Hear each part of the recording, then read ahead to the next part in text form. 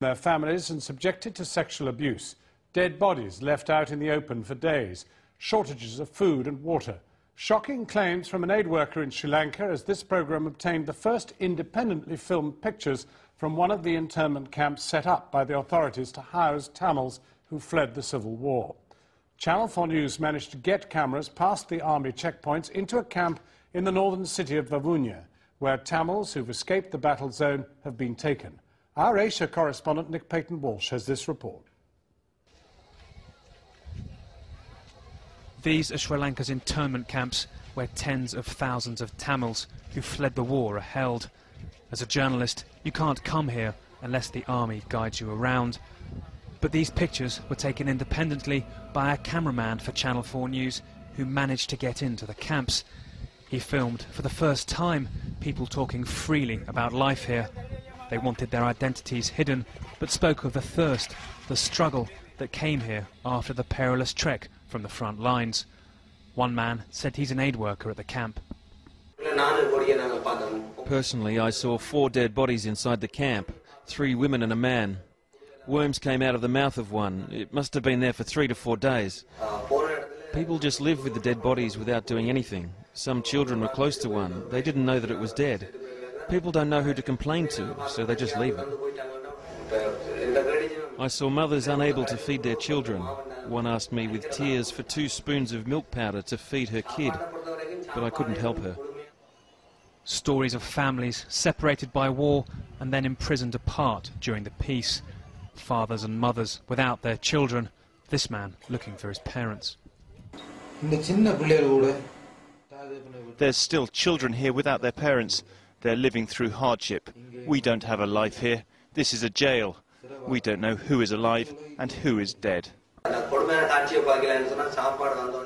We learned of 2 children who died when they were caught up in a crowd that was trying to get to a food distribution truck. People were exhausted. They were only thinking about getting food, nothing else. Not even children under their feet. There's a lack of coordination and competence here. The government's only objective is to eradicate people from the areas the Tamil Tigers controlled. The government denies these allegations and says it's mounting a huge aid effort. But another aid worker at the camp made a more serious claim. She said she believed soldiers were abducting young women and sexually abusing them. One elderly mother was crying inside the camp. I asked why. She said they'd taken her daughter away and she hadn't heard from her at all. There were many people taken from the camps that go missing. The women are sexually abused and no one takes any action. There's no one to complain to.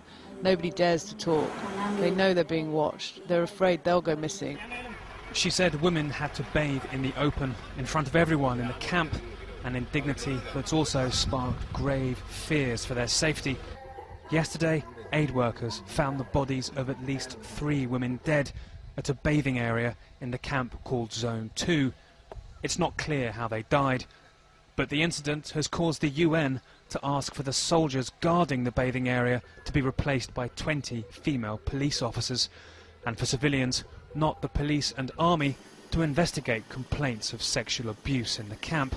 The military says the allegations were part of a Tamil Tiger information war against it. There is a huge propaganda machinery against Sri Lanka. There again I must say, as I've told you, that when you handle 200,000-300,000 IDPs, they're not going to be perfect and absolute fine. I mean, I'd be a great lie if I say so. So if your soldiers are abusing people or responsible for disappearances, they should be punished? Definitely. We will take course of action, legal course of action, and then they'll be punished because our forces, we know that they're one of the most disciplined forces.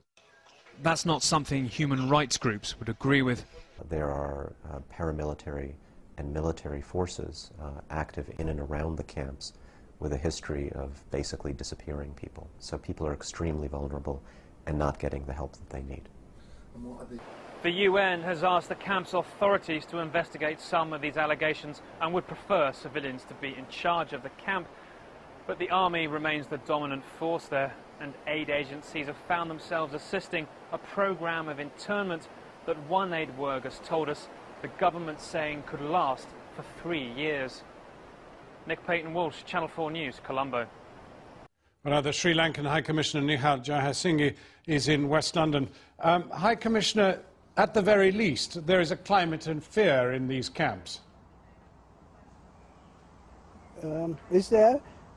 I am unable to comment because I know nothing about this. I have not heard anything about any exercise by the Sri Lankan army. But I do know that there is a tremendous disinformation campaign by the LTTE, and I am certain that this is also a part of that campaign. And if these things are happening the way it has been alleged, I ought to have known. I don't think this is true at all.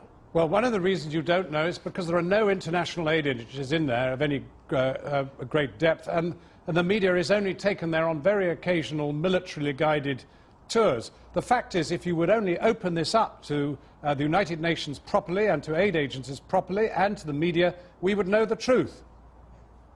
Yes, that's a matter for the government. I am unable to comment from London what steps the government ought to take. But I think I know that we have a very responsible government, which is democratically elected, which has respect for human rights. And if there are any excesses on the part of the security forces, the government will deal with them if it is brought to its notice. But I am unable to, at this point of time, to comment from this end whether those allegations are well founded. But I know that the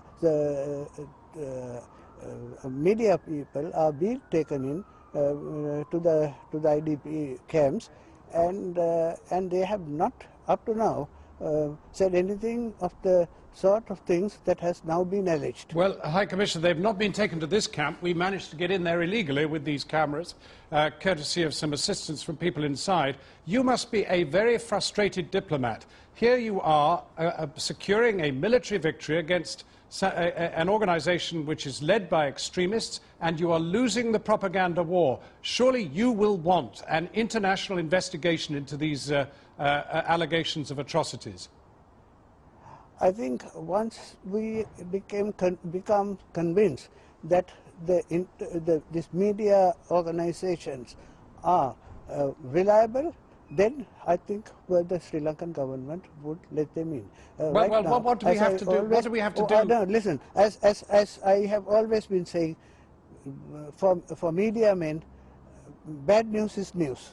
So they thrive on bad news. So I want the media men to act more responsibly. And I don't think my government is satisfied that there is that degree of responsibility manifested by High Commissioner, your government has decided the New York Times, the BBC, Channel 4 News, all these people are unfit to report your conflict. Yet you are saying you have the good news, the good news of winning this military battle against these Tamil extremists, and you won't let them in there. Who are you to judge who's good and bad? We will let them in once we are satisfied that the conditions are conducive for public view. Well, High Commissioner, thank you for joining us. We look forward to having free access to those camps. Now, it's been